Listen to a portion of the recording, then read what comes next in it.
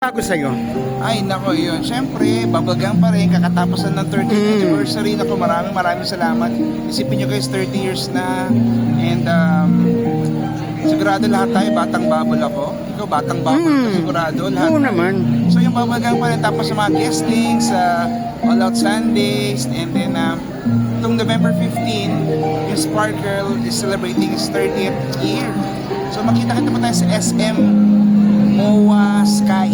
Parang bago yata yun eh. Oo. SM MOA Sky. So doon tayo makita-kita. Wow, hindi nawawala ng project, ha? Ay, thank you Lord. Ako talaga kay ano mo yun, very thankful tayo sa GMA, sa Sparkle. This year, nagkakatapusan ng movie, yung Samahan ng Mga Makasalanan. And then hopefully, teleserye. Yun ang prayer ko na sana pa next year magka-teleserye. May offer ka ba sa labas? Sa mga racket-racket? May mga racket ka Ano naman? lang, yung mga pagcore. Ayun. Okay din na pagcore. Pero in terms of yun, syempre na first time ako nakapag-guest sa Showtime. Parang kasi Uy, hindi ang na saya. nangyari Oo, yun eh, oo.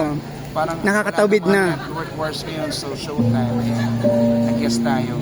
So hopefully sana magkaroon ng movie na kung merong mag-alok, di ba, na malay natin, malalaman natin, abangan natin sa susunod na kabanata. Ano naman yung ikot mo na? Parang hindi ka ba, mahirapan ka ba matulog? Andito ka sa Swiss Prolly? Kasi inisip ko kasi talaga, kailangan talaga pag natulog ka, may ganito minsan eh. So, grabe, inisip ko pagpasok ko dito, parang nasa ulap, di ba? Parang kang hinihili. So, pinagandaan ko itong mabuti. Sana mapansin. Mapansin ang Swiss Prolly. Kasi meron pang ganito. Oo. Di ba? So guys, pakimain lang po, live selling po tayo ngayon mga kaibigan.